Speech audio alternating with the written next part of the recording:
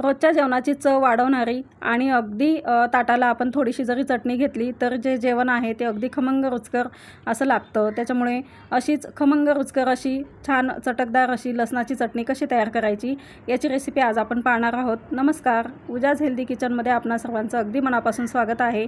ही चटणी तयार करण्यासाठी छान अशा योग्य अशा ट्रिक्स आणि टिप्स मी भरपूर दिलेल्या आहेत, त्याच्यामुळे व्हिडिओ शेवटपर्यंत नक्की पहा। चला तर मग आता रेसिपीजला सुरुवात करूया। लसणाची चटणी करण्यासाठी इथं मी 3 कांदे जे लसणाचे असतात ते सोलून घेतलेले आहेत। हे मी एक दिवस आधीच लसूण सोलून घेतलेला आहे। म्हणजे काय होतं, एक दिवस आधीच लसूण जर आपण सोलून ठेवला तर अगदी असं लसूण जास्त ओलसर राहत नाही। लसणामधला जो मॉइश्चर असतं ते थोडं कमी होतं आणि आपली जी चटणी आहे ती चटणी जास्त दिवस टिकण्यास सुद्धा मदत होते। त्याच्यामुळे लसणाची चटणी करण्याच्या आधी आपल्याला एक दिवस आधी या पद्धतीने लसूण जो आहे तो सोलून घ्यायचा आहे। तर ह्या सर्व लसणाच्या ज्या पाकळ्या आहेत त्या 30 ते 40 लसणाच्या पाकळ्या आहेत। लसूण सोलताना आपल्याला जो आहे तो संपूर्ण लसूण सोलायचा नाही आहे। या पद्धतीने थोडीशी साल आपल्याला ठेवायची आहे, म्हणजे फक्त पुढचा आणि या पद्धतीने पुढचा मागचा थोडासा आपल्याला जो कडक भाग असतो लसणाचा तो काढून घ्यायचा आहे आणि छान असा आपल्याला लसूण या पद्धतीने सोलून घ्यायचा आहे। तर आता आपल्याला चटणी बनवण्यासाठी लागणार आहेत लाल मिरच्या। तर सुकवून घेतलेल्या लाल मिरच्या घ्यायच्या आहेत आपल्याला आणि इथं लाल मिरचीचे जे देठ आहेत ते काढून घ्यायचे आहेत। मिरची तुम्ही तुमच्या आवडीप्रमाणे कुठलीही वापरू शकता, फक्त आपल्याला जास्त तिखट मिरची वापरायची नाही आहे चटणीसाठी, कमी तिखट असणारी मिरचीचा वापर करू शकता। तर आपल्याला ह्यातल्या बिया या पद्धतीने काढून घ्यायच्या आहेत। मिरची आहे ती मधून कट करून घ्यायची आणि यातल्या बिया काढून घ्यायच्या। बियासुद्धा जर वापरल्या तर चटणी आहे ती खूप जास्त तिखट होऊ शकते आणि बी खूप कडक पण असते, बी लवकर बारीक होत नाही चटणी तयार करताना। त्याच्यामुळे आपल्याला संपूर्ण इथं बिया आहेत त्या काढून घ्यायच्या आहेत। पाहू शकता मी संपूर्ण बिया ह्या मिरचीच्या काढून घेतलेल्या आहेत। इथं आपल्याला 8 ते 9 मिरच्या वापरायच्या आहेत, लाल मिरच्या। आता आपण राहिलेलं साहित्य पाहून घेऊयात। इथं 1 खोबऱ्याची वाटी किसून घेतलेली आहे आणि छान अशी 1 कप खोबऱ्याचा किस घ्यायचा आहे आपल्याला। अर्धा कप शेंगदाणे, पाव कप आपल्याला तीळ घ्यायचे आहेत। तीळ तुम्ही तुमच्या आवडीप्रमाणे टाकू शकता किंवा मग स्किप केले तरी चालतील।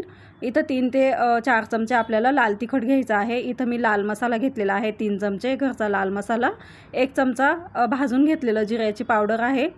तर जिरं कुटून घ्यायचं आहे भाजून आणि चवीप्रमाणे आपल्याला थोडंसं मीठ घ्यायचं आहे। आता सगळ्यात अगोदर आपण कढई घ्यायची आहे चटणी बनवण्यासाठी। कढई गॅसवर ठेवून घेतलेली आहे आणि कढई छान अशी तापली की आपल्याला त्याच्यामध्ये 1 ते 1.5 पळी तेल टाकून घ्यायचं आहे। तेल आपल्याला अगदी छान असं तापू द्यायचं आहे कडकडीत आणि मग याच्यामध्ये आपण जे अर्धा कप शेंगदाणे घेतलेले होते ते शेंगदाणे छान असे तडतड असतोपर्यंत छान असे तळून घ्यायचे आहेत। शेंगदाणे अगदी खरपूस असे व्यवस्थित शेंगदाणे तळून घ्यायचे आहेत। तर इथं पाहू शकता तुम्ही, इथं मी संपूर्ण शेंगदाणे आहेत ते व्यवस्थित असे तळून घेतलेले आहेत आणि आता आपण हे शेंगदाणे आहेत ते काढून घेऊयात। इथं पाहू शकता संपूर्ण शेंगदाणे मी तळून घेतलेले आहेत। आता उरलेल्या तेलामध्ये आपल्याला 1 चमचा मोहरी टाकून घ्यायची आहे आणि मोहरीसुद्धा आपल्याला छान अशी फुलू द्यायची आहे, तडतडू द्यायची आहे तेलामध्ये। छान मोहरी आपली तळली गेली की मग आपल्याला जे संपूर्ण आपण लसूण घेतलेला आहे तो लसूण आता गरम तेलामध्ये टाकून घेऊयात आपण आणि अगदी आपल्याला अर्धा मिनिटभरासाठी आपल्याला फ्राय करून घ्यायचा आहे हा लसूण। तर जास्त लसूण आपल्याला खूप असा परतायचा नाही आहे तेलामध्ये, अगदी थोड्या वेळासाठी आपण परतून घेऊयात। आता लसूण छान असा आपण इथं पाहू शकता तुम्ही परतून घेतलेला आहे। आता आपल्याला ह्याच मिश्रणामध्ये आपण ज्या मिरच्या आहेत कट करून घेतलेल्या त्या मिरच्या आपल्याला याच्यामध्ये टाकून घ्यायच्या आहेत।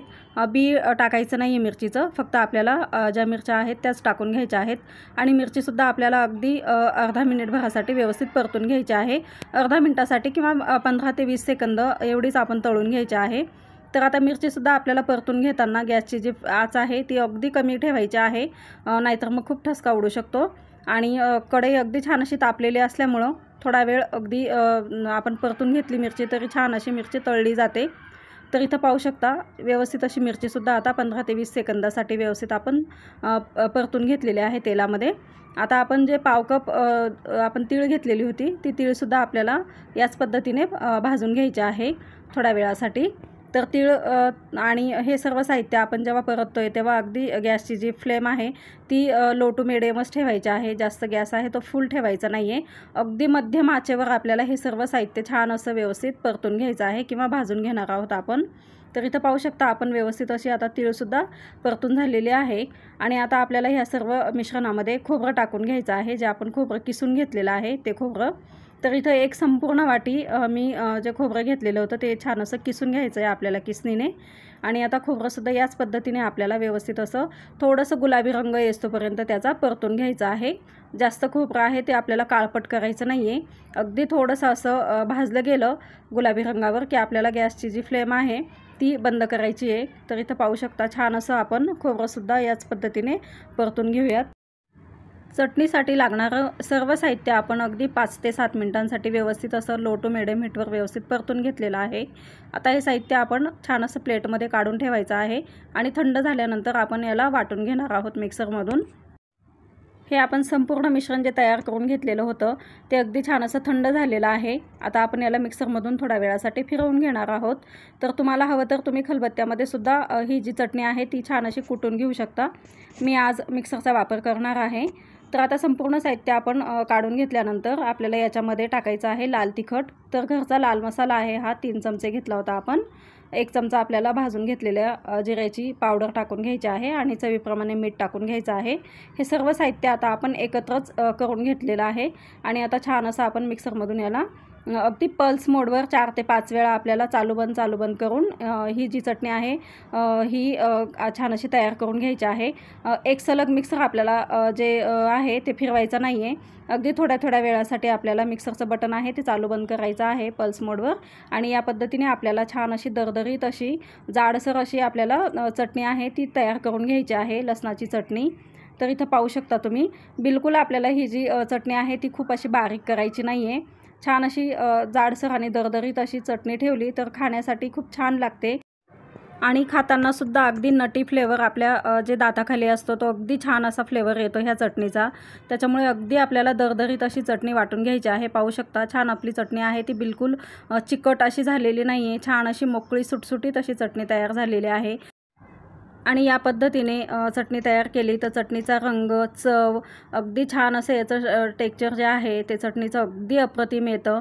पाहू शकता तुम्ही आणि ही चटणी स्टोअर करतानासुद्धा आपल्याला छान अशा काचेच्या बरणीत स्टोअर करू शकता तुम्ही किंवा मग अगदी चांगल्या क्वालिटीची जे प्लॅस्टिकची बरणी असते त्याच्यामध्ये सुद्धा आपण स्टोअर करू शकतो.